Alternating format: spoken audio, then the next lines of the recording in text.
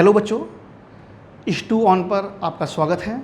मैं अजय कुमार, आपका chemistry teacher. पिछले 12 सालों से मैं बच्चों को आईटी और पीएमटी की तैयारी करवा रहा हूं। हमारे पढ़ाए सैकड़ों बच्चे आईटी और पीएमटी कॉलेज में पढ़ रहे हैं। अगली बारी आपकी है। स्टार्ट करते हैं आज आपकी क्लास। हम लोग यहाँ पर रिएक्टिविटी पढ़ रहे हैं। रिएक्टिविटी हम लोग पढ़ रहे हैं अल्कलाइन अर्थ मेटल्स की वाटर के साथ। जो वाटर के साथ हम लोग रिएक्टिविटी पढ़ रहे हैं, तो हम लोग ने यहाँ पर पढ़ा कि इस ग्रुप का जो फर्स्ट मेंबर है बेरिलियम, बेरिलियम वाटर की किसी भी फॉर्म से रिएक्शन नहीं करता। ये वाटर के साथ इनर्ट है। ऐसा इसलिए क्योंकि उसका इलेक्ट्रोड पोटेंशियल बाकियों की तुलना में कम है, रिडक्शन पोटेंशियल। तो ऐसे कंडीशन में बेरिलियम ना तो कोल्ड वाटर से, ना तो हॉट वाटर से, ना तो स्टीम से किसी भी फॉर्म ऑफ वाटर से रिएक्शन नहीं करता।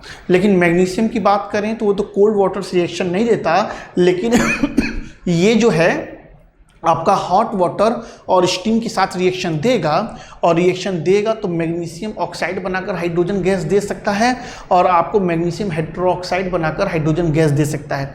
ये टेम्परेचर के वेरिएशन पे डिपेंड करेगा। अदर मेंबर्स की बात करें इस ग्रुप में, तो कैल्शियम, स्टोरियम, बेरियम की बात करें तो बेटा calcium, strontium, barium down the group जाने पर वाटर की से इनकी रिएक्टिविटी बढ़नी है। ये बिल्कुल अल्कली मेटल्स की तरह रिएक्शन करेंगे, यानी कि अगर आप उसको डाल देंगे वाटर में, तो वाटर में डालेंगे तो ये काफ़ी लार्ज अमाउंट, बहुत तेज़ी से यहाँ पे ये रिएक्शन देगा। तो ये हमारा था रिएक्टिविटी टूवर्ड वाटर। इसमें जो काम का लगे आप इसको नोट कर लें।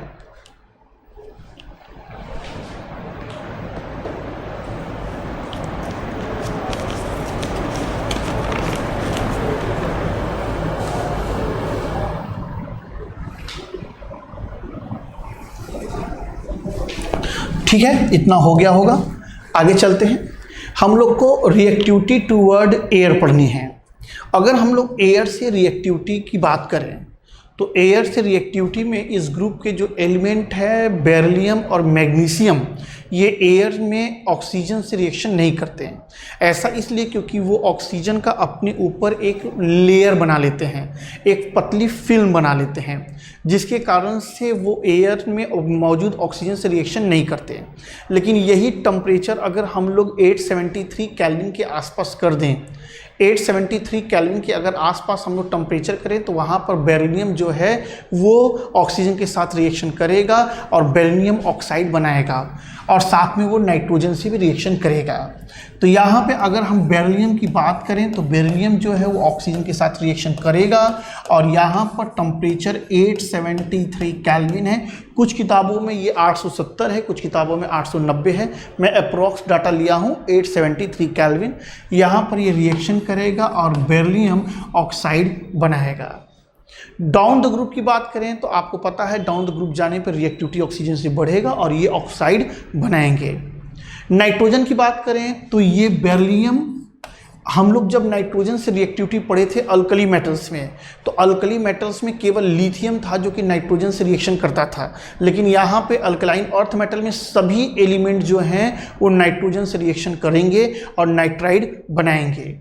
तो यहाँ पर बेरिलियम है, नाइट्रोजन से रिएक्शन किया है और यहाँ पर बन गया है B3N2।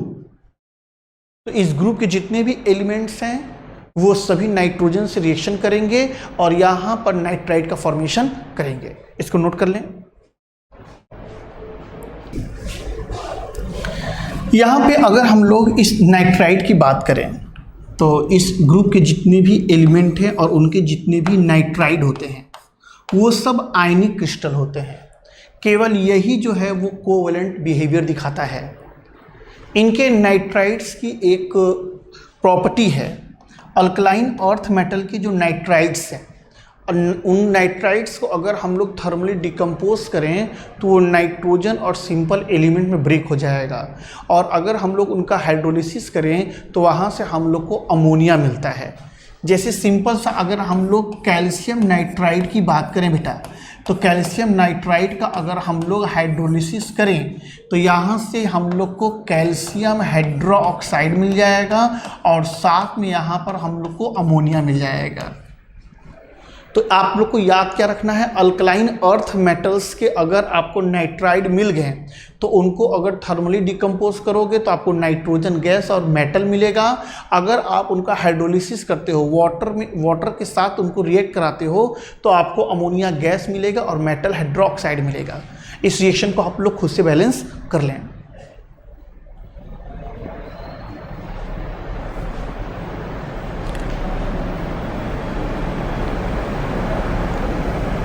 ये तो हम लोग का था रिएक्टिविटी टूवर्ड एयर। हमने क्या क्या बताया, हमने बताया कि यहाँ पर इस ग्रुप में जो बेरिलियम और मैग्नीशियम है वो ऑक्सीजन के साथ इनर्ट है, क्योंकि उनके ऊपर एक फिल्म बन जाती है, एक थिन फिल्म बन जाती है, वो काइनेटिक इनर्ट होते हैं ऑक्सीजन के साथ। लेकिन डाउन द ग्रुप जाने पर रिएक्टिविटी इंक्रीज करती है और सभी एलिमेंट जो होता है वो ऑक्साइड बनाते हैं ऑक्सीजन के साथ रिएक्शन करके और नाइट्रोजन के साथ मिलकर नाइट्राइड बनाते हैं। अब हम नाइट्राइड की कुछ प्रॉपर्टी बताएं। क्या बताएं? दो प्रॉपर्टी बताया। पहला प्रॉपर्टी, नाइट्राइड को आप गर्म करोगे तो मेटल मिलेगा, नाइट्रोजन गैस मिल जाएगा। और दूसरा, अगर नाइट्राइड को हम लोग वाटर में ऐड करेंगे तो हम लोग को वहाँ से अमोनिया गैस मिलेगा। नेक्स्ट हमारे पास यहाँ पर है हाइड्रोजन से रिएक्शन। हाइड्रोजन से बात करें तो यहाँ पर जितने भी आपके पास अल्कलाइन अर्थ मेटल्स हैं वो सभी के सभी डायरेक्ट रिएक्शन कर जाते हैं हाइड्रोजन से, और हाइड्रोजन से रिएक्शन करके मेटल डाई हैलाइड कंपाउंड बनाते हैं। लेकिन कुछ स्पेशल प्रोसेस भी होते हैं, कुछ स्पेशल प्रोसेस हैं जिससे कि हम लोग क्लोराइड और फ्लोराइड इस मेटल्स के बना लेते हैं। इसमें आपको मैं एग्जांपल आपको दिखा रहा हूँ। सबसे पहले तो मैं आपको दिखा रहा हूँ कि किस तरह से कोई भी अल्कलाइन अर्थ मेटल हाइड्रोजन से रिएक्शन करके मेटल हाइड्राइड्स बना रहा है। ये आपका कोई मेटल है और ये आपका हाइड्रोजन है, रिएक्शन हुआ और यहाँ पर आपको मेटल हाइड्राइड मिल गए। ये जो M है, इस M का मतलब यहाँ पर बेरिलियम है, मैग्नीशियम है, कैल्शियम है, स्टोरियम है और बेरियम है। यहाँ ये जो X है ये फ्लोरीन है, क्लोरीन है, ब्रोमीन है, आयोडीन है। यानी यहाँ पर कोई भी अल्कलाइन अर्थ मेटल ले लो, उनको आप हाइड्रोजन से रिएक्शन करवा दो और डायरेक्ट ये कंपाउंड आपके बन जाएंगे। लेकिन कुछ कंपाउंड स्पेशल हैं, जैसे कि कुछ बेरियम के फ्लोराइड और बेरियम के क्लोराइड्स हैं जिनको बनाना काफ़ी आसान है। इससे बनाना दिक्कत का काम है, लेकिन अगर आप लोग डायरेक्ट स्पेशल प्रोसेस अपनाते हो तो उससे आपको प्रोडक्ट तुरंत मिलेगा। जैसे कि अगर आपके पास बेरियम ऑक्साइड है, इस बेरियम ऑक्साइड को आप कोक के साथ और Cl2 के साथ आप इनको हीट करो तो यहाँ से आपको मिल जाएगा बेरियम क्लोराइड मिल जाएगा, कार्बन मोनोऑक्साइड मिल जाएगा। यहीं पे अगर आप बेरियम ऑक्साइड को कार्बन टेट्राक्लोराइड के साथ रिएक्ट कराते हो, ये सब थोड़ा इंपॉर्टेंट है क्योंकि ये स्पेशल टाइप के रिएक्शन है, डायरेक्ट प्रोडक्ट बनाने वाले हैं, बाकी सभी प्रोसेस से अलग प्रोसेस है, इसलिए मैं इनको आपको बता रहा हूँ। यहाँ पर इनके साथ रिएक्शन करेंगे और यहाँ पर ये रिएक्शन करेंगे और बनाएंगे बेरियम क्लोराइड और यहाँ से कार्बन डाइऑक्साइड गैस इवॉल्व हो जाएगा। तो बेरियम क्लोराइड बनाने के ये कुछ स्पेशल तरीके हैं। इनके अलावा फ्लोराइड बनाने का भी एक तरीका है। आप इसी बेरियम ऑक्साइड को ले लो और यहाँ पर आप अमोनिया ले लो और हाइड्रोजन फ्लोराइड के साथ इनका आप रिएक्शन करवा दो। आपको यहाँ पर एक कंपाउंड मिलेगा डाई अमोनियम बेरियम फ्लोराइड। यहाँ से आपको कंपाउंड मिलेगा। आप जब इसको यहाँ से ब्रेक करेंगे, ये फर्दर रिएक्शन आगे जाएगा, यहाँ पर आएंगे तो यहाँ पर NH4 का ट्वाइस BeF4 जो है, जब ये ब्रेक करेगा तो आपको यहाँ पे अमोनियम फ्लोराइड मिलेगा और साथ में आपका अपना फाइनल प्रोडक्ट बेरियम फ्लोराइड मिल जाएगा। तो इस टाइप से ये रिएक्शन प्रोसीड होगा। मैं मान के चलता हूँ कि रिएक्शन बैलेंस करना आप लोग को आता होगा और रिएक्शन बैलेंस कर लेंगे। नहीं बैलेंस कर पाएंगे तो मैं ही बैलेंस कर देता हूँ। यहाँ पर साथ में आप वाटर लिख लीजिएगा। वाटर को बैलेंस कर लीजिएगा। तो ये कुछ तरीके थे आपको स्पेशल तरीके से बेरियम फ्लोराइड या बेरियम क्लोराइड बनाने का। अगर और किसी एलिमेंट का आपको हाइलाइट बनाना है तो उसके लिए आपको कुछ नहीं करना है, आप मेटल को लो और हाइड्रोजन्स को दोनों को रिएक्शन करवा दो, मेटल हाइलाइट आपका बन जाएगा। बेरियम के बनाने के लिए कुछ स्पेशल तरीके हैं जिनको मैंने यहाँ पे लिख दिया है। अगर आप मेरी आवाज़ सुन रहे हैं तो इसको आप नोट कर सकते हैं।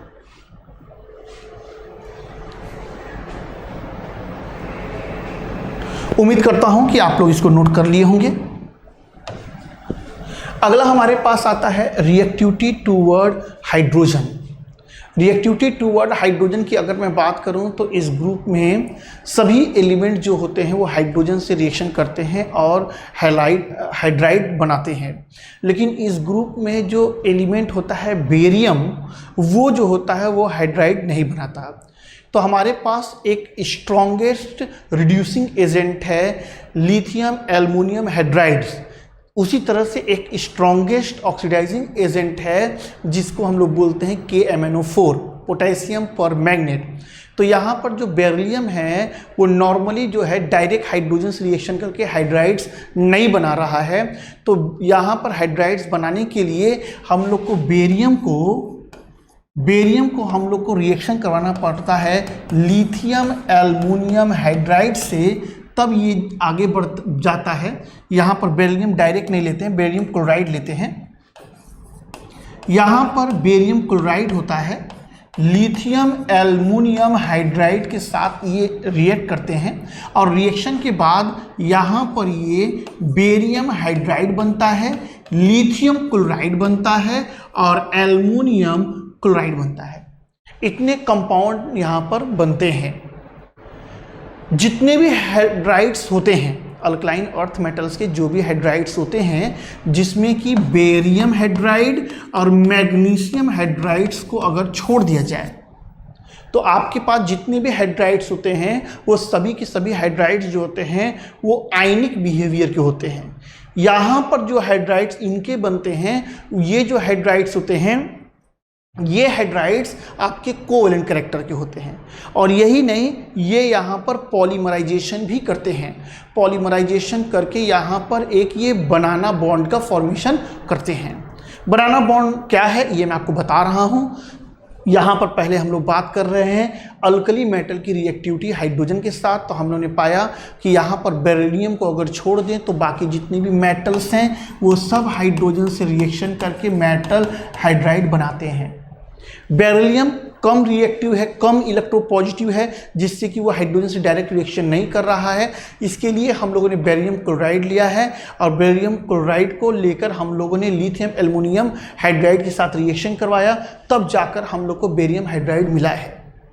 दूसरी बात हमने बताया कि जितने भी हाइड्राइड्स होंगे वो सभी के हाइड्राइड्स जो होंगे वो सभी आयनिक होंगे, लेकिन बेरियम हाइड्राइड्स और मैग्नीशियम हाइड्राइड्स जो होंगे वो स्मॉल साइज और हाई चार्ज डेंसिटी की वजह से ये अपनी जो कंपाउंड होंगे यानी हाइड्राइड जो होंगे उसका पॉलीमराइजेशन करेंगे और स्पेशल बनाना बॉन्ड बनाते हुए यहाँ पर बनाना बॉन्ड बनाते हुए यहाँ पर पॉलीमराइजेशन स्टार्ट करेंगे।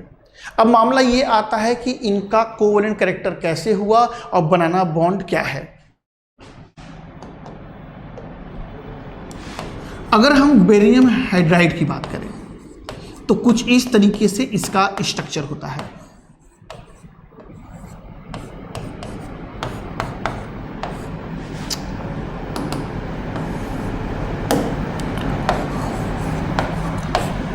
हम लोग सभी लोग, क्योंकि आप लोग 12th पास आउट हैं या तो 12th में होंगे, कुछ ऐसी कंडीशन आपके साथ होगी, तो आप सभी लोग ऑक्टा रूल पढ़े हुए हैं। तो ऑक्टा रूल में आपको पढ़ाया गया है कि कोई भी केमिकल बॉन्ड बनने के लिए उनके आउटर मोस्ट सेल में वगैरह 8 इलेक्ट्रॉन होने चाहिए।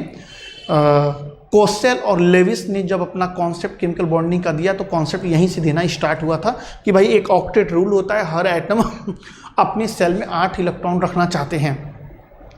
8 इलेक्ट्रॉन न होने की कंडीशन में भी हमको लेविस साहब ने कॉन्सेप्ट दिया। उनके हिसाब से वो केमिकल मॉलिक्यूल जिनके आउटर या वो एटम जहाँ पर उन आउटर मोस्ट सेल में 8 इलेक्ट्रॉन नहीं है, कम इलेक्ट्रॉन्स हैं, उन्होंने बोला कि वो इलेक्ट्रॉन डिफिशियंट है और वो लेविस एसिड हैं। जिनके पास उनके ऑक्टेट से ज़्यादा इलेक्ट्रॉन हैं या उनके पास फ्री इलेक्ट्रॉन है, उन्होंने बोला उसको लेविस बेस है।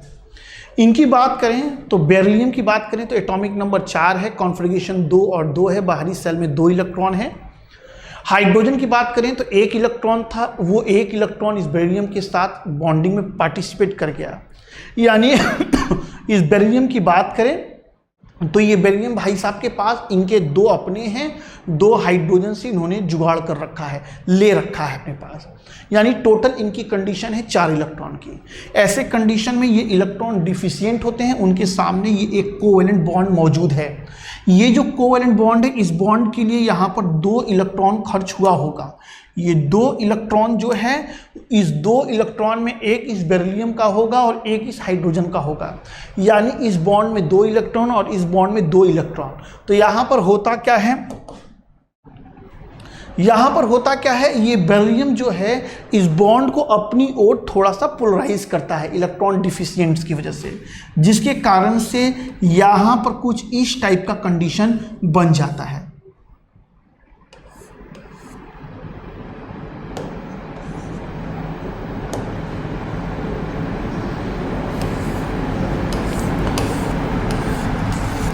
इसी को हम लोग बोलते हैं बनाना बॉन्ड, जहां पे इलेक्ट्रॉन की डिफिशियंसी कारण ऑक्टेट कंप्लीट न होने के कारण वहां से वो इलेक्ट्रॉन अपनी ओर खींच लेता है। ये जो बनाना बॉन्ड है, इसको हम लोग 2E3C बॉन्ड भी बोलते हैं। इसको हम लोग 2E और 3C भी बोलते हैं। ऐसा इसलिए क्योंकि इस बॉन्ड को बनाने में यहाँ पर 2 इलेक्ट्रॉन हैं। भाई बेरिलियम और कार्बन के ही तो 2 इलेक्ट्रॉन यहाँ थे। इलेक्ट्रॉन 2 हैं, लेकिन सेंटर की बात करें तो सेंटर 3 हैं, 1 2 3।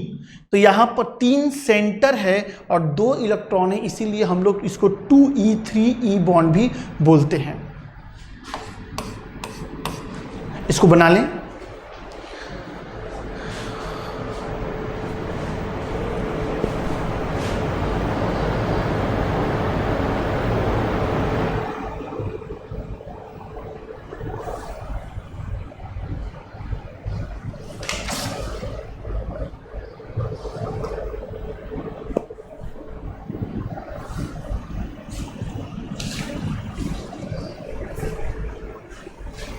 बनाना बॉन्ड मुझे उम्मीद है कि आप लोग समझ लिए होंगे। आगे चल रहे हैं। रिएक्टिविटी टूवर्ड्स कार्बन की बात करें तो अगर हम इनके रिएक्टिविटी की बात करें कार्बन के साथ, तो लगभग सभी अल्कलाइंस अर्थ मेटल्स जो हैं वो कार्बन से रिएक्शन करते हैं और कार्बाइड बनाते हैं। लेकिन इन सब की प्रॉपर्टी और उन सब के बनने का जो तरीका है बिल्कुल अलग अलग होता है। हम लोग यहाँ पर बेरियम ऑक्साइड ले रहे हैं।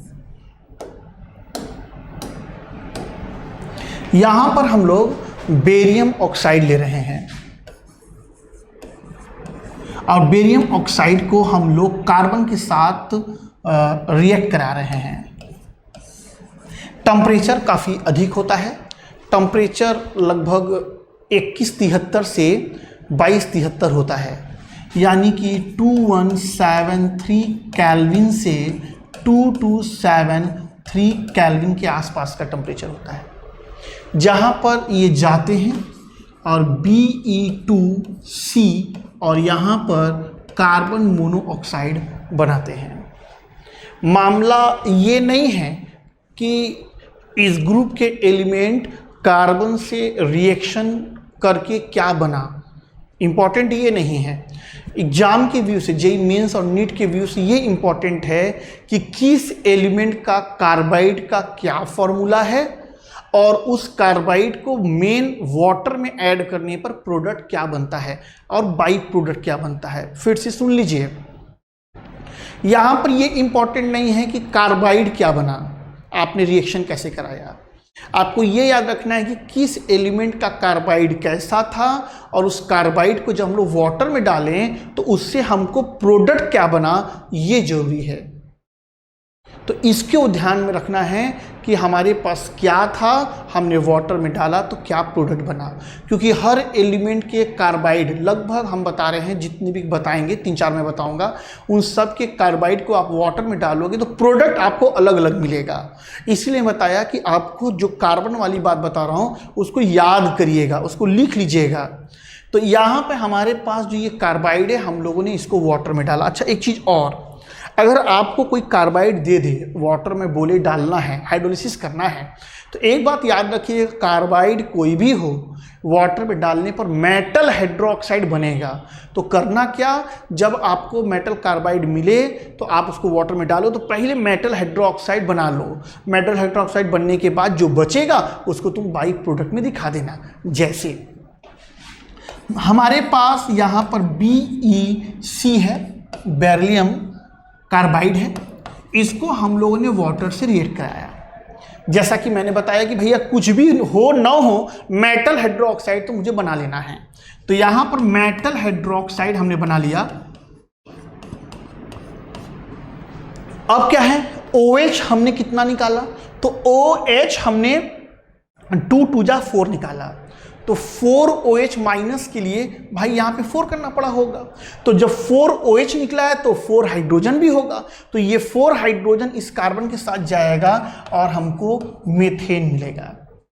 आपको क्या याद रखना है कि सर ने बताया था कि बेरियम कार्बाइड को पानी में डालेंगे तो हम लोग को मीथेन गैस वहाँ से इवॉल्व होगा और सॉल्यूशन में एक बहुत ही वीक बेस बेरियम हाइड्रोक्साइड का फॉर्मेशन होगा। इसको आप लोग लिख लें।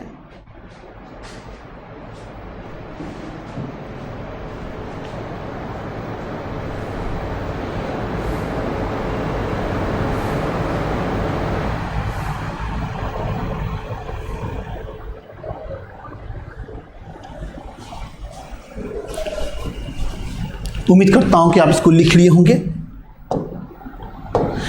अभी क्या था कि अभी तो हमने केवल बेरियम की बात किया, हमने बेरियम का कार्बाइड बनाना सिखाया और उसको वाटर में डालने पे क्या होगा ये बताया। लेकिन अब मामला बदला, अब हम लोग इस पूरे ग्रुप के बाकी एलिमेंट्स की बात करेंगे। तो ग्रुप की अगर बात करें तो हमारे पास बेरियम, मैग्नीशियम, कैल्शियम, स्टोरियम और बेरियम है, जिसमें कि इसको हम लोगों ने पढ़ लिया, इसका कार्बाइड कैसे बनता है और इसकी प्रॉपर्टी क्या होती है वाटर में ऐड करने पर। अगर मैं इन बाकियों की बात करूं और इन सबको हम मेटल M से डिनोट करें तो इनके कार्बाइड बनाने के 2 तरीके हैं।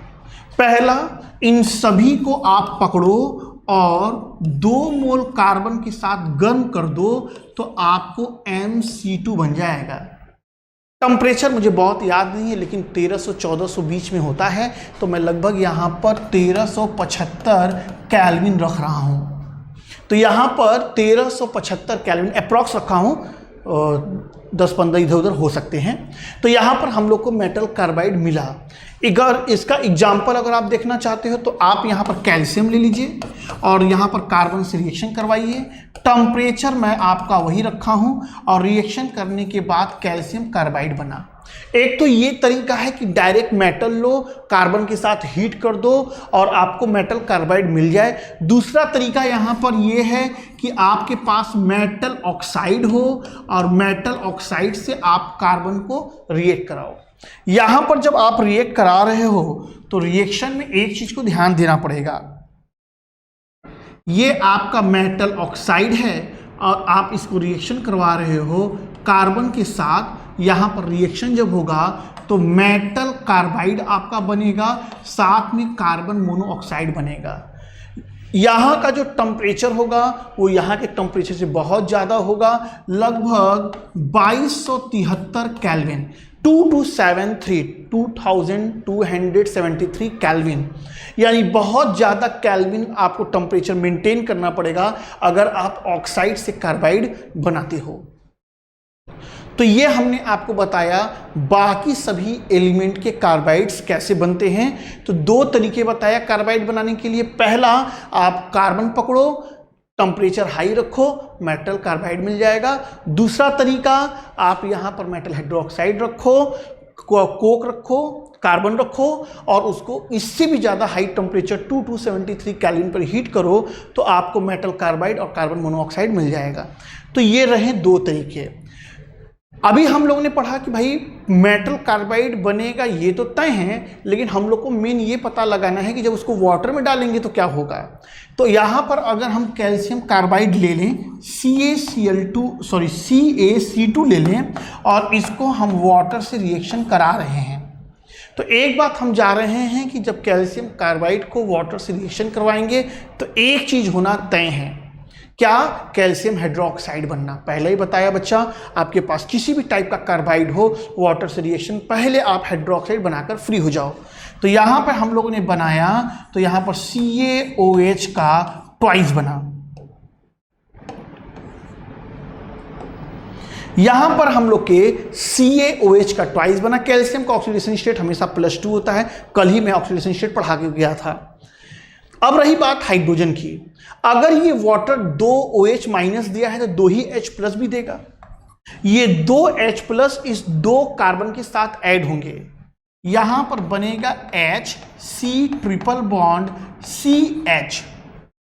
तो यहां पर हम लोग को जो मिलता है वो एसिटिलीन होता है, C2H2 एसिटिलीन, जो कि इलेक्ट्रिसिटी वेल्डिंग में काम आता है, आयरन को जोड़ने में आपस में ये काम आता है। तो यहाँ से हम लोगों ने सारे कार्बाइड पढ़े हैं। हम लोगों ने देखा 2 टाइप के कार्बाइड बनते हैं और उनको वाटर में डालने पर हम लोग को एसिटिलीन गैस मिलता है। इतना नोट कर लीजिए, फिर आपको मैग्नीशियम का एक स्पेशल फंडा है उसको बताना है।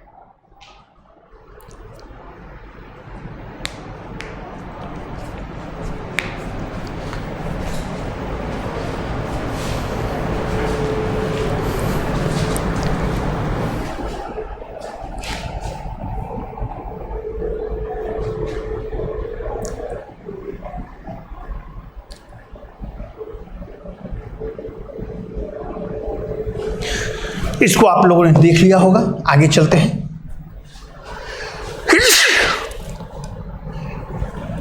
हम लोगों ने नॉर्मल प्रोसेस से मैग्नीशियम कार्बाइड बना लिया। अब इसको हम लोग जब हीट करते हैं तो यहां से ये Mg2C3 एक स्पेशल टाइप का कार्बाइड बनता है। तो जो मैग्नीशियम कार्बाइड है Mg2C3, अब हम लोग जब इसको वाटर से रिएक्शन करते हैं तो क्या होता है। पहला कंडीशन मैंने बताया कि आपको मेटल हाइड्रोक्साइड तो बना ही लेना है सर, तो मेटल हाइड्रोक्साइड बना लेते हैं। तो मेटल हाइड्रोक्साइड कैसे बनेगा, 2MgOH का ट्वाइस। मैंने पहले ही बताया भाई, कुछ भी हो पहले मेटल हाइड्रोक्साइड आप बना के फ्री हो जाओ। अभी क्या है कि आपने कितना OH यूज किया हाइड्रोक्साइड बनाने में, तो 2 2 जा 4 हाइड्रोक्साइड आपने यूज किया है यहां पर। तो 4 हाइड्रोक्साइड जब आपने यूज किया है तो यहां भी आपको 4H मिलेगा। तो 4H में आपको जो कंपाउंड बनाना होगा वो होगा CH3 single bond C triple bond CH। Number of hydrogen he main मामला है सर। आप मेन यहां पे समझिए कि आपको हाइड्रोक्साइड बनाना है और उस हाइड्रोक्साइड में जितना आप OH ले रहे हो उतना ही आपको H मिलेगा। तो यहाँ पर 2 Mg था और उसका ऑक्सीडेशन स्टेट 2 है, तो यहाँ पर 4OH- आपने खर्च किया। अगर आपको 4OH- आपने खर्च किया है तो 4H+ ही आपको मिलेगा। तो 4H+ मिलेगा तो कैसे बैलेंस करेंगे, एक कार्बन पे 3 हाइड्रोजन लगाया हूं और एक कार्बन पे 1 लगाया हूं और एक ट्रिपल बॉन्ड सिंगल बॉन्ड के साथ छोड़ दिया हूं, तो ये आपका बन गया मिथाइल एसिटाइल। ये आपका ये कंपाउंड यहां पर बन गया। इसको भी नोट कर लीजिए।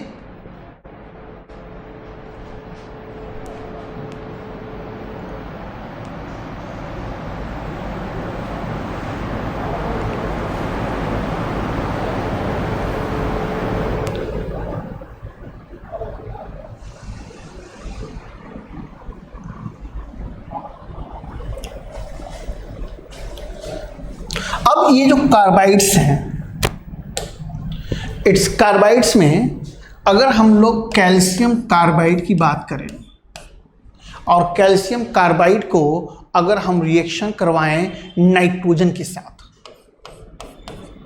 टेम्परेचर उनका वही होगा 1375 1373 केल्विन के आसपास। तो यहाँ पर आपको CaNCN मिल जाएगा, यानी इसका नाम होगा आपके पास कैल्शियम साइनामाइड, और यहाँ से सिंगल कार्बन आपको यहाँ से मिल जाएगा। अगर आप रखते हो काफ़ी समय तक सॉइल में या कहीं पे लंबे समय तक रखते हो तो ये यहाँ पर वाटर के साथ मिलता है और कैल्शियम हाइड्रोक्साइड बनाता है और साथ में अमोनिया गैस यहाँ पर रिलीज कर देता है। ये रिएक्शन बहुत स्लो होता है, इसको हफ्तों लग जाते हैं इस रिएक्शन को करने में। तो यहाँ पर हम लोगों ने कार्बाइड्स पढ़ा, अल्कलाइन अर्थ मेटल्स पढ़ा, अल्कलाइन अर्थ मेटल के कार्बाइड्स पढ़ा, जिसमें कि सबसे पहले बेरियम कार्बाइड को बनाना सीखा गया, उसका हाइड्रोलिसिस हुआ। बाकी सभी टाइप के कार्बाइड्स को बनाना सीखा गया, उसका हाइड्रोलिसिस पढ़ा गया। उसके बाद कैल्शियम का नाइट्रोजन का एक रिएक्शन हम लोगों ने यहाँ पर पढ़ा। तो ये था हम लोग का सारा रिएक्शन कार्बन से। नेक्स्ट आगे चलते हैं, हमारा है रिएक्शन टूवर्ड एसिड। आपके पास कोई भी एसिड हो, आप उसको अल्कलाइन अर्थ मेटल से रिएक्शन करवा दीजिए। आपको ये जानकारी है कि अल्कलाइन अर्थ मेटल जितने भी होते हैं उन सब की रिएक्टिविटी सीरीज पोजीशन हाइड्रोजन से एबव है, यानी ये सब आएंगे एसिड के साथ रिएक्शन करने के लिए, रिएक्शन करेंगे और वहाँ से हाइड्रोजन गैस स्कैप कर देंगे। एग्जाम्पल के लिए आप यहाँ पर कैल्शियम ले लो और H2SO4 से रिएक्शन करवा दो, आपको भी पता है कि कैल्शियम सल्फेट बनेगा और हाइड्रोजन गैस निकल जाएगा। तो जितने भी अल्कलाइन अर्थ मेटल्स हैं उन सब को आप रिएक्शन करवा दो किसके, एसिड से, और आपको यहाँ पर सॉल्ट मिलेगा और हाइड्रोजन गैस इवॉल्व हो जाएगा। इन सभी एलिमेंट में जितने भी ये एलिमेंट हैं वो सभी एलिमेंट एसिड से रिएक्शन करेंगे और यहाँ पर एसिड से रिएक्शन करके सॉल्ट और हाइड्रोजन गैस देंगे। बेरिलियम जो होता है वो एम्फोटेरिक नेचर का है, वो एसिड और बेस दोनों से रिएक्शन करेगा। नेक्स्ट पॉइंट हमारे पास है सॉल्यूशन ऑफ लिक्विड अमोनिया। हमारे पास अल्कलाइन अर्थ मेटल्स हैं, हम लोग के पास अल्कलाइन्स अर्थ मेटल्स हैं। जो अल्कलाइन अर्थ मेटल्स हैं उनको जब हम लोग अमोनिया में ऐड करते हैं तो वहाँ पर वो डिज़ोल्व हो जाता है, डिज़ोल्व होता है और एक ब्लू कलर का सोल्यूशन देता है, जैसा कि अल्कली मेटल दे रहा था। बाकी सारा नेचर उसी तरह था। अल्कली मेटल्स जब हम अल्कलाइन अर्थ मेटल में डालते हैं अमोनिया में तो ब्राइट ब्लू, थोड़ा सा चमकीला लाइट ब्लू हम लोग को कलर मिलता है। लेकिन जैसे जैसे हम लोग यहाँ पर कंसंट्रेशन बढ़ाते हैं उसका कलर जो होता है वो ब्रॉन्ज कलर का होता है। ब्रॉन्ज कलर जैसे कि एल्युमिनियम कॉपर से मिलता जुलता होता है, लेकिन थोड़ा डार्क टाइप का। तो यहाँ पर ये जैसे जैसे हम लोग अल्कलाइन अर्थ मेटल कंसंट्रेशन बढ़ाते हैं वहाँ पर उसका कलर जो होता है वो ब्लू कलर से चेंज होकर ब्रॉन्ज में आता है।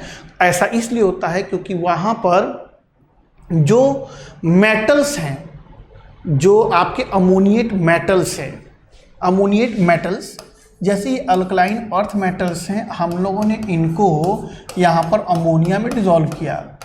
तो यहाँ पर जब डिज़ोल्व होते हैं तो यहाँ पर ये M2 प्लस NH3X और 2 इलेक्ट्रॉन NH3Y, ये कंडीशन होता है।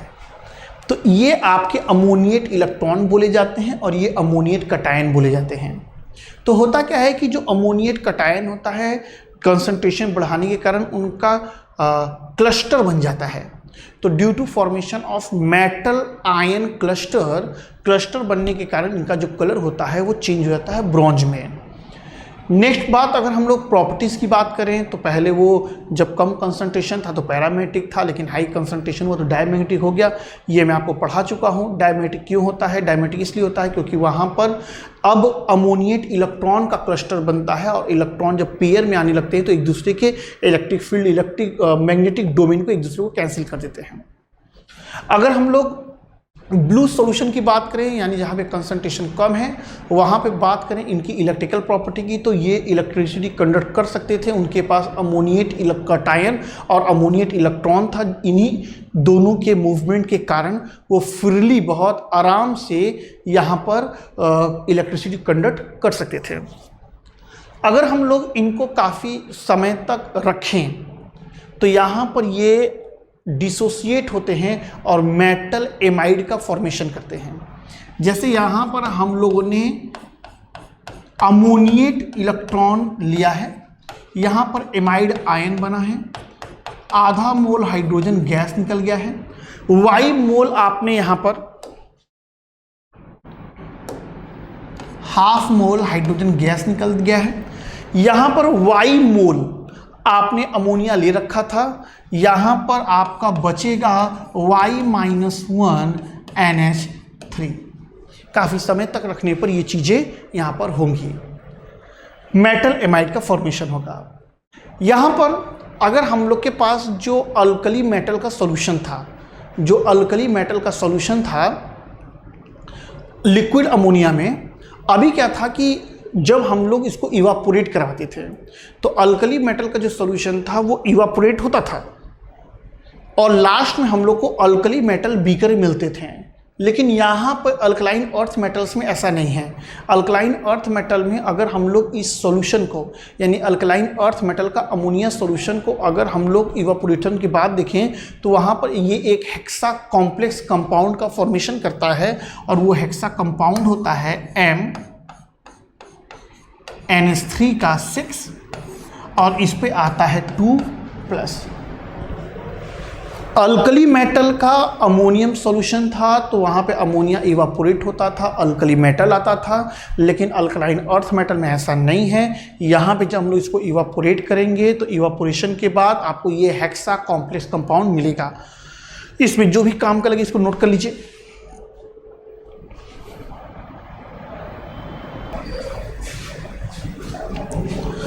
उम्मीद करता हूं कि आप इसको नोट कर लिए होंगे। हमारे पास जो ये हेक्सा अमोनिएट कंपाउंड था, अगर यहाँ पर कुछ इम्प्यूरिटीज़ मौजूद है तो वो करेगा क्या, जो एमाइड वाला फॉर्मेशन वाला प्रोसेस है उसको वो तेज कर देगा, एज अ कैटलिस्ट की तरह काम करेगा। तो यहाँ पर जो ये हेक्सा कंपाउंड है, यहाँ पर ये टूटेगा, मेटल एमाइड बनाएगा, साथ में हाइड्रोजन गैस और साथ में यहाँ पर अमोनिया इवॉल्व हो जाएगा। तो इस चीज़ को भी आप याद कर सकते हैं कि जो हेक्सा कंपाउंड फाइनल बना था, अगर उसमें इम्प्यूरिटीज़ है, यानी डी ब्लॉक का कोई एलिमेंट है जैसे क्रोमियम, कोबाल्ट, आयरन, मैग्नीशियम, तो इनके प्रेजेंस में ये इस रिएक्शन को और ये तेज एक्सीलरेट कर देगा, क्योंकि यहाँ पर एज अ कैटलिस्ट होगा। सरफेस केमिस्ट्री आपको जो भी पढ़ाए होंगे आपको कैटलिस्ट बताए होंगे। कैटलिस्ट वो केमिकल सब्सटेंस होते हैं जो कि किसी केमिकल रिएक्शन के रेट को चेंज कर देते हैं, रिएक्शन में पार्टिसिपेट कर रिएक्शन में पार्टिसिपेट करके वो रिएक्शन की एक्टिवेशन एनर्जी को कम करते हैं, जिससे रेट ऑफ रिएक्शन बढ़ जाता है, एक्टिवेशन एनर्जी को बढ़ा देते हैं, जिससे कि एक्टिवेशन रेट ऑफ रिएक्शन घट जाता है। अपने काम पर आए तो यहाँ पर भी यही काम होगा। कैटलिस्ट यानी कि जो डी ब्लॉक के जो एलिमेंट्स हैं वो यहाँ पर आएंगे तो रेट ऑफ रिएक्शन को यहाँ पर ये तेज कर देंगे। नेक्स्ट हमारे पास है tendency to formation of complex. होता क्या है कि इस ग्रुप के जो एलिमेंट हैं, खासकर बेरिलियम और मैग्नीशियम, ये कुछ कॉम्प्लेक्स कंपाउंड का फॉर्मेशन कर लेते हैं। ऐसा इसलिए करते हैं क्योंकि इनकी साइज छोटी होती है और चार्ज डेंसिटी ज़्यादा होती है। एक लाइन का मामला है, एकदम तुरंत की तुरंत समझ लिया। अगर आपसे कोई पूछे alkaline earth metal complex compound कैसे बना लेते हैं, तो क्योंकि उनकी साइज छोटी होती है, चार्ज डेंसिटी ज़्यादा होती है। अल्कली मेटल्स में कभी भी कॉम्प्लेक्स नहीं बनता था, लेकिन alkaline earth metal small size और हाई चार्ज डेंसिटी की वजह से ये टेंडेंसी रखते हैं और कॉम्प्लेक्स कंपाउंड बनाते हैं। क्लोरोफिल वगैरह इसके एग्जाम्पल हैं। आगे है हमारे पास ऑक्सोसॉल्ट। ऑक्सोसॉल्ट यानी कि oxide, hydroxide, sulphate, carbonate, oxalate वगैरह ये सब। तो अगर हम लोग यहाँ पर कार्बोनेट की बात करें या सल्फेट की बात करें तो जितने भी अल्कली मेटल्स हैं वो सब यहाँ पर अल्कलाइन जो अर्थ मेटल हैं वो सभी सल्फ्यूरिक एसिड से रिएक्शन करके यहाँ पर सल्फेट बनाते हैं। जो भी अल्कलाइन अर्थ मेटल्स हैं जैसे कि बेरिलियम, मैग्नीशियम, कैल्शियम, स्टोरियम और बेरियम, ये जितने भी हैं वो सब सल्फ्यूरिक एसिड से रिएक्शन करेंगे और सब बनाते हैं आपका सल्फेट। सल्फेट बनाने के लिए आप मेटल ले सकते हो, मेटल ऑक्साइड ले सकते हो, मेटल हाइड्रोक्साइड ले सकते हो, मेटल कार्बोनेट ले सकते हो, कुछ भी लो और सल्फ्यूरिक एसिड से रिएक्शन करवा दो और ये सल्फेट बना लेंगे। मैं एक एग्जांपल लेके आपको दिखाता हूँ, कॉमन एग्जांपल M से लेके दिखाता हूँ। आप मेटल ले लो, सल्फ्यूरिक एसिड से रिएक्शन करवा दो, यहाँ से आपको मेटल सल्फेट बन जाएगा और हाइड्रोजन गैस यहाँ से इवॉल्व हो जाएगा। यहीं पर आप मेटल ऑक्साइड ले लीजिए और यहाँ से सल्फ्यूरिक एसिड से रिएक्शन करवा दीजिए तो भी आपको मेटल सल्फेट मिल जाएगा और साथ में वाटर मिल जाएगा। आप यहीं पर मेटल हाइड्रो ऑक्साइड ले लीजिए और यहाँ पर सल्फ्यूरिक एसिड से रिएक्शन करवाइए तो मेटल सल्फेट मिल जाएगा और आपको 2 मोल वाटर मिल जाएगा। आपके पास अगर मेटल कार्बोनेट है आप वो यहाँ पर सल्फ्यूरिक एसिड से रिएक्शन करवाइए, मेटल सल्फेट मिल जाएगा, साथ में वाटर मिल जाएगा और कार्बन डाइऑक्साइड गैस मिल जाएगा। तो अगर आपके को मेटल सल्फेट बनाना है, अल्कलाइन अर्थ मेटल का मेटल सल्फेट बनाना है तो आप इनमें से किसी से साथ भी इनका रिएक्शन करवा दो, आपको यहाँ पर मेटल सल्फेट बन जाएगा।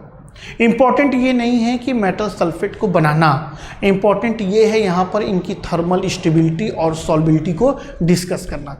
मैं उम्मीद करता हूँ कि ये आप नोट कर लिए होंगे। अगर यहाँ पर हम लोग इनके सॉल्बिलिटी और थर्मल स्टेबिलिटी की बात करें तो सबसे पहले हम लोग सॉल्बिलिटी की बात करते हैं। हमारे पास कोई भी कंपाउंड है, एनी कंपाउंड है, उसकी जो सॉल्बिलिटी होती है वो उसकी लैटिस एनर्जी और हाइड्रेशन एनर्जी तय करती है।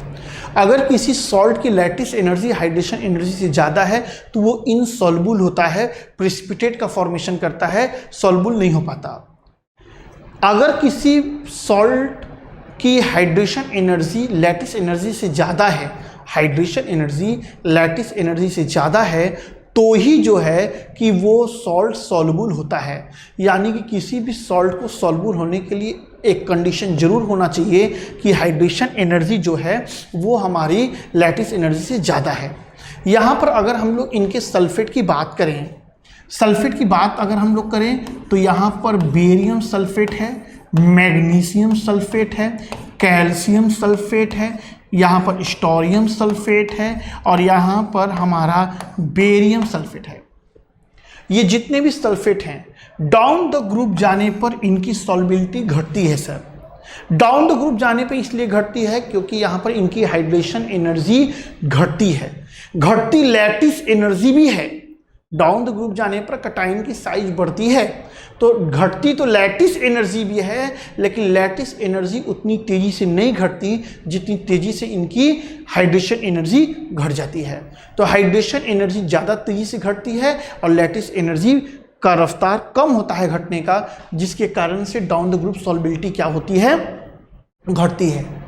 अगला मामला अगर हम लोग थर्मल स्टेबिलिटी की बात करें तो डाउन द ग्रुप जाने पर थर्मल स्टेबिलिटी बढ़ेगी। आप देख रहे हो कि आपके पास सल्फेट है SO4 काफ़ी बड़ा अनायन है, काफ़ी बड़ा ये अनायन है। तो बड़ा अनायन को बड़ा कटायन ज़्यादा स्टेबल करेगा, तो ये बड़े अनायन को बड़ा कटायन, तो डाउन द ग्रुप जाने पर कटायन की साइज बढ़ती जा रही है। तो जब साइज बढ़ती जा रही है तो यहाँ पर सल्फेट के साथ इनकी स्टेबिलिटी भी बढ़ती जा रही है। तो यहाँ पर 2 चीज़ें आपको याद रखना है। अल्कलाइन अर्थ मेटल्स के जो सल्फेट्स होते हैं डाउन द ग्रुप जाने पर उनकी जो सॉल्बिलिटी है वो घटती है और थर्मल स्टेबिलिटी जो है वो बढ़ती है। नोट कर लें इसको।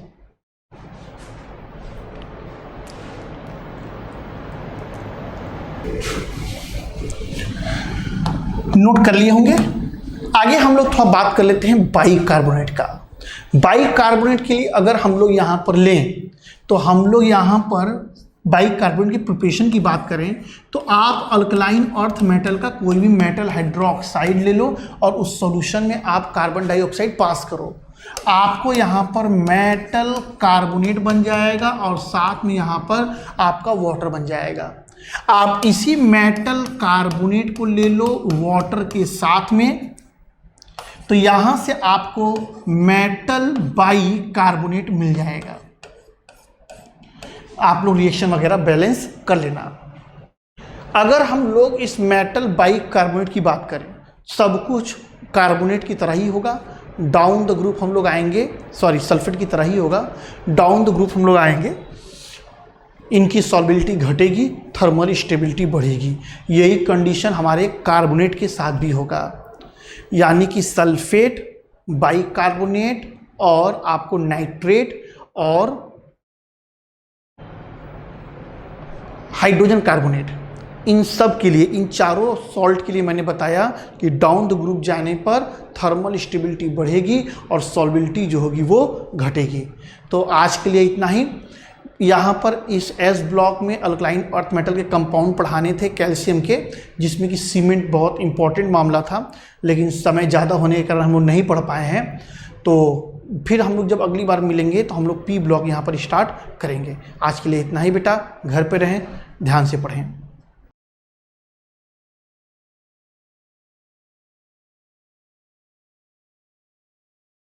बने रहिए।